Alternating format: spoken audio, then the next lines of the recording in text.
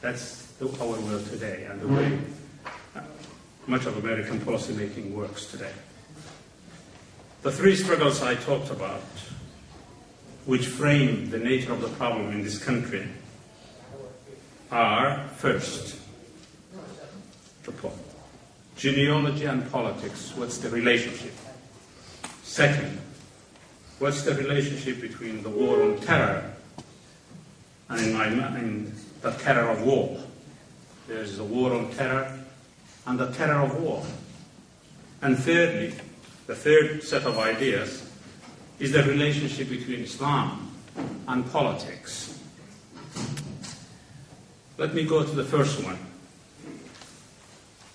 It has been argued by much of the international community and others that Somalis are by nature clanist, and that's the basis of Somali politics, period.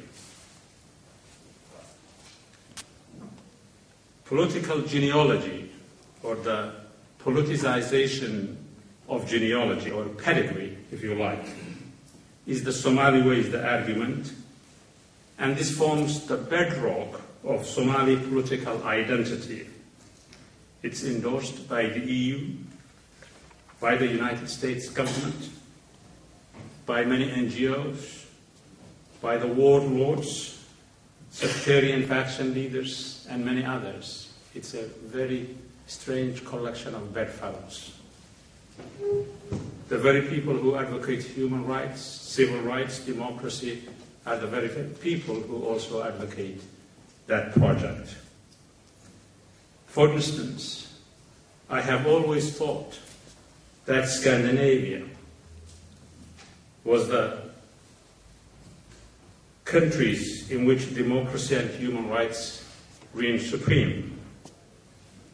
I had the fortune or the misfortune of being in Oslo, a beautiful city, not so beautiful in February though.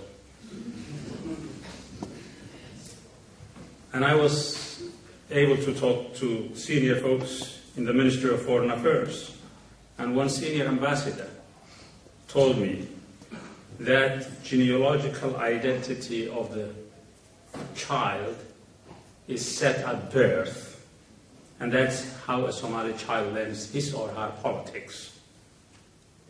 What he meant was that political identity is set at birth. In South Africa, we had a name for it, apartheid. But this is not coming from the apartheid regime of South Africa. It's coming from some of the most enlightened people on the planet, Norwegian diplomats.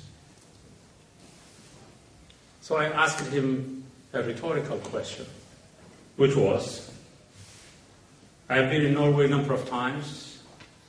I've seen fat Norwegians, not too many of them, slim Norwegians, blue-eyed Norwegians, black-eyed Norwegians, tall Norwegians, short Norwegians. Why is it not possible to create parties for these categories? Why do you have social and Christian Democrats and others? Why not have the parties for the blue eyes, the parties for the blonde hair, the parties for the fat Norwegians, the parties for the thin Norwegians, and segregate your society into those categories? He could not respond to that question. He thought I was joking. It's this mindset which has informed the so-called TFG. Is there an alternative to that in this debate between genealogy and politics? The converse of that is civic or communitarian politics. Most folks who advocate this particular project, civic project, suggest that political genealogy, rather than being the solution to the problem, is the problem itself, and that it does not represent Somali tradition. Political genealogy is the culprit behind the catastrophe, and that democracy via political genealogy is not feasible. It just simply is not feasible, as I was trying to impress on my Norwegian calling. That's the first debate about the nature of political identity, political genealogy versus communitarian politics. The second is the one on the war on terror versus the terror of war.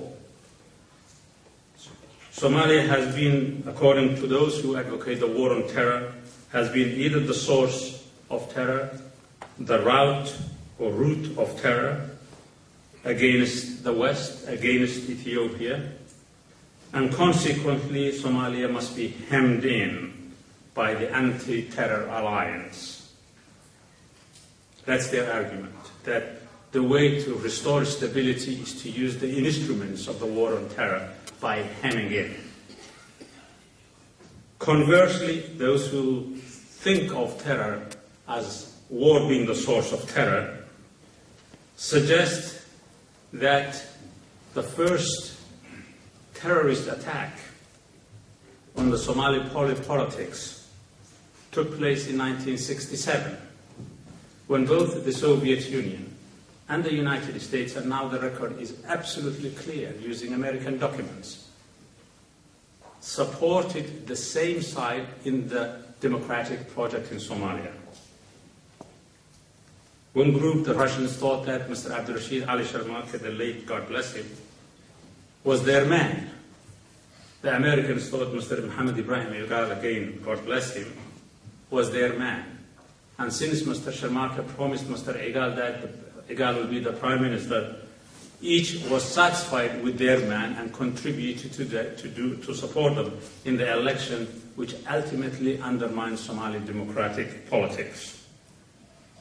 That was the first assault.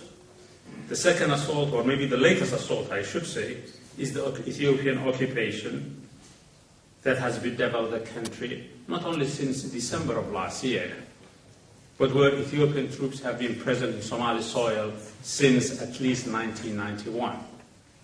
There were 5,000 troops in Baydava long before the Islamic courts came to power.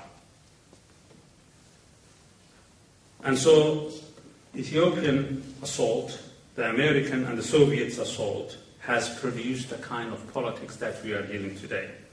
And it's not Somalis who are attacking America or the West, but that it's the undermining of Somali democratic project by the West and the East, and more recently by Ethiopia, and the terror that war has generated, which has displaced close to 2 million people over the last 15 years, and more recently 450,000 people just in Malaysia alone. It's that kind of terror that should be dealt with, which displaces people, which destroys livelihoods, and so on and so forth. So the debate really is about the terror that war generates and the war on terror, which is the real thing. The final item on that list of debates is Islam and politics. When George W. Bush was asked in his first presidency which book he has read that has shaped his politics and values best, the journalist who asked him that question was thinking about sort of maybe Aristotle or Plato or what have you. And the president said, the Bible, in the White House itself. So it seems to me that some relationship in certain circles between certain religions and politics is fine, as in the American presidency currently. But that if you talk about Islam as the source of inspiration for creating a civic society, that's a no-no.